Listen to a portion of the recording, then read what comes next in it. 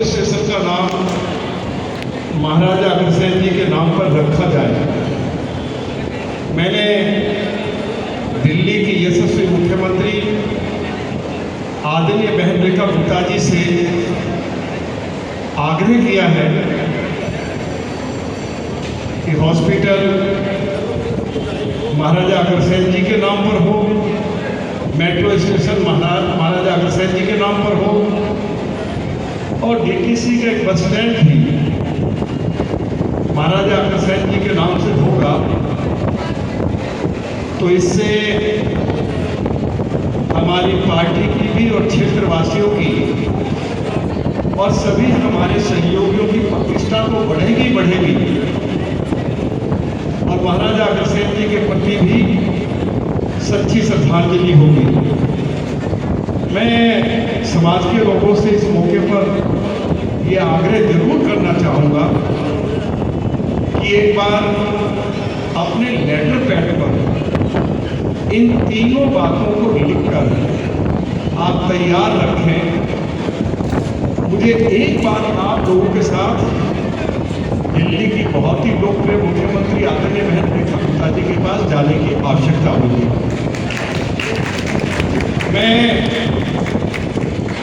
इस कार्य को केवल उनको पत्र मैंने लिख दिया है, यहीं तक नहीं छोड़ना चाहता हूं, बल्कि उनसे मिलकर समाज के लोग साथ होंगे और जब हम सब लोग आग्रह करेंगे तो ये हमारा कार्य जल्दी से जल्दी पूरा हो जाएगा। तो उसके लिए भी श्री कुमार अग्रवाल जी मुझे उसके लिए याद दिलाएंगे। मुझे उसके लिए बातचीत करके मैं समय ले सकता हूँ मुख्यमंत्री जी के साथ, ये कार्य मेरा होगा। मैं आज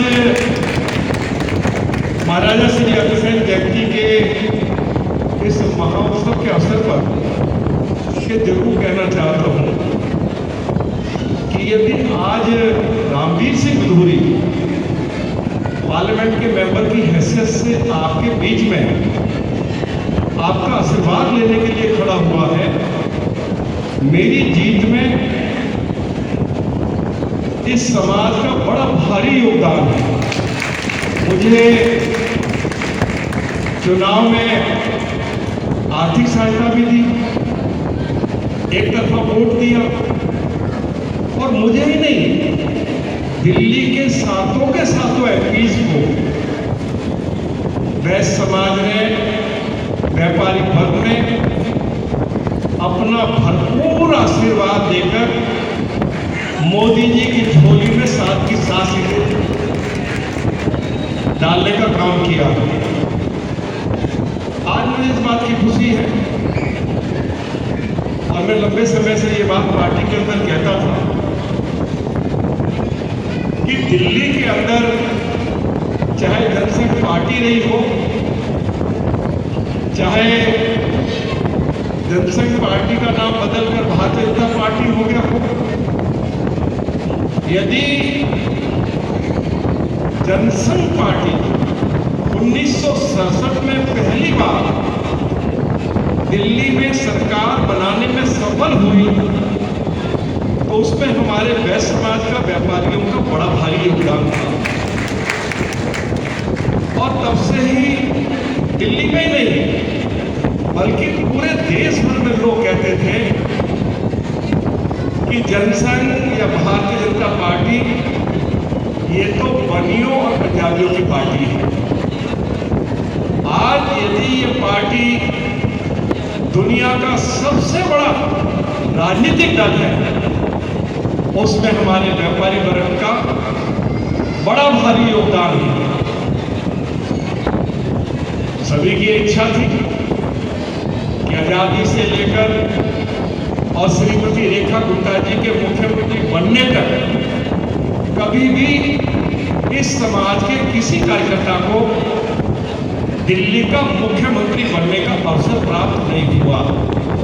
हम आभार व्यक्त करना चाहते हैं देश के यशस्वी प्रधानमंत्री आदरणीय श्री नरेंद्र मोदी जी के प्रति, देश के यशस्वी गृह मंत्री आदरणीय श्री अमित शाह जी के प्रति कि उन्होंने इसी समाज की एक महिला कार्यकर्ता को, जो 3 बार दिल्ली नगर निगम की मेंबर रही, पार्षद रही, उनको असेंबली का चुनाव लड़ाया गया और जीतने के बाद, आजादी के बाद पहली बार वैश्य समाज का कोई कार्यकर्ता दिल्ली का मुख्यमंत्री बना है। तो मैं अपनी ओर से, समाज की ओर से, अपनी पार्टी की लीडरशिप का बहुत बहुत धन्यवाद करना चाहता हूँ।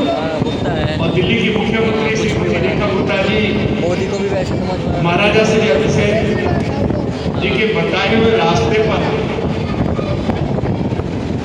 तेजी से आगे बढ़ रही है। दिल्ली में विकास के कार्यों में तेजी आई है। व्यापारी वर्ग की जो समस्याएं हैं उनको समाधान करने के लिए अनेक कदम उठाए गए हैं। और मुझे ये कहते हुए खुशी हो रही है कि भामाशाह भी इसी समाज में दिया था।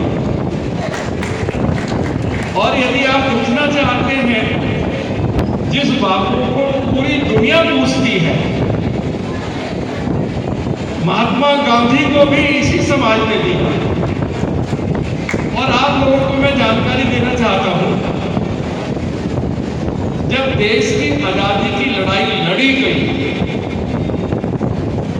और जो लोग अंग्रेज के खिलाफ देश को आजाद करवाने की लड़ाई लड़ रहे थे, तो इस समाज ने, जो हमारे स्वतंत्रता सेनानी थे, फ्रीडम फाइटर्स थे, उनको आर्थिक सहायता भी दी। और यदि आप लिस्ट उठा के देखेंगे फ्रीडम फाइटर्स की, चाहे वो दिल्ली हो, चाहे वो कोई प्रदेश हो, उसमें 50% से ज्यादा स्वतंत्रता सेनानी आपको इस समाज के मिलेंगे। हमेशा ये समाज राष्ट्र के प्रति समर्पित रहा है। आजादी से पहले गांवों में पाठशाला नहीं होती थी, गांव में कोई पंचायत घर नहीं होता था।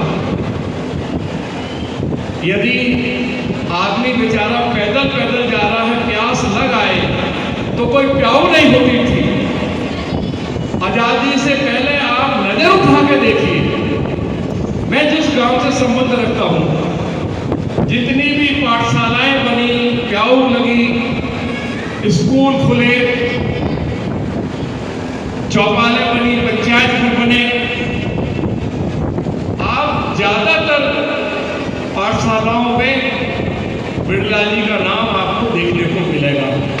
पूरे देश भर में इस बात की चिंता नहीं की कि लोगों को यदि गर्मी में प्यास लगे, दूर दूर तक कहीं पानी मिलता नहीं था, प्याऊ लगाने का काम भी समाज ने किया। गांव-गांव में पाठशालाएं खोलकर बच्चों को अच्छी से अच्छी शिक्षा उपलब्ध हो सके, वह व्यवस्था भी समाज ने की।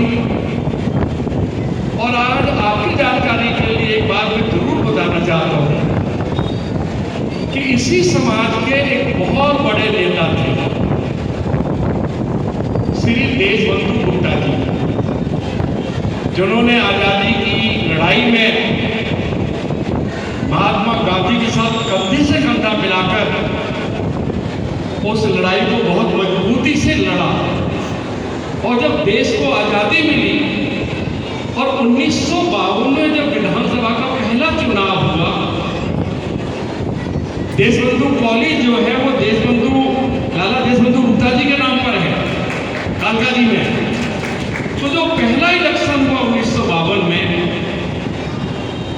उसमें कांग्रेस पार्टी को मेजॉरिटी मिली और पंडित नेहरू ने, उस समय की जो कांग्रेस पार्टी की लीडरशिप थी, उसने फैसला किया कि दिल्ली के प्रथम मुख्यमंत्री लाला देशबंधु गुप्ता जी होंगे। अभी नेता का चुनाव होना दिल्ली वासियों का दुर्भाग्य कहिए कि वो बहुत ही हाईली क्वालिफाइड और बहुत समझ उनके पास थी। दिल्ली डेवलप एक सिटी बने उसका विजन उनके पास था, लेकिन शपथ ग्रहण समारोह से पहले ही एक्सीडेंट में उनकी मृत्यु हो गई और उसके बाद फिर चौधरी प्रेमप्रकाश जी को दिल्ली का प्रथम मुख्यमंत्री बनने का अवसर प्राप्त हुआ। तो इस समाज ने एक से एक शानदार नेता इस देश को दिए हैं और इस समाज की जो सबसे अच्छी बात है जिसकी सभी लोग चर्चा करते हैं कि यदि राष्ट्र के ऊपर कोई आफत आई हुई है तब ये किसी के साथ समझौता नहीं करते, देश के लिए अपना सब कुछ न्यौछावर करने के लिए तैयार रहते हैं। इस तरह की भावना समाज के लोगों में देखने को मिलती है। मैं एक बार फिर आप सभी का बहुत बहुत इस अवसर पर अभिनंदन करता हूं, स्वागत करता हूं, क्योंकि ये मेरा पार्लियामेंट क्षेत्र है और पूरे समाज के लोगों को मैं वचन देता हूं कि आपके क्षेत्र के डेवलपमेंट के लिए यदि कहीं कोई किसी तरह की कोई कठिनाई आपके सामने आ रही है, आप रामवीर सिंह बिधूरी को जब भी याद करेंगे मैं उपलब्ध रहूंगा आपके लिए। और भाजपा की सरकार चाहे दिल्ली में हो, चाहे देश में हो, चाहे उत्तर प्रदेश में हो, कहीं भी हो, हमारे व्यापारी समाज के लोग अपना कारोबार अच्छे से कर सकें, ये चिंता देश के प्रधानमंत्री नरेंद्र मोदी जी को भी रहती है और उत्तर प्रदेश में योगी जी को भी रहती है या नहीं है? तो हमेशा जो भी काम आप मेरे दिल में लगाएंगे मैं उसको पूरी ईमानदारी और निष्ठा के साथ पूरा करूंगा।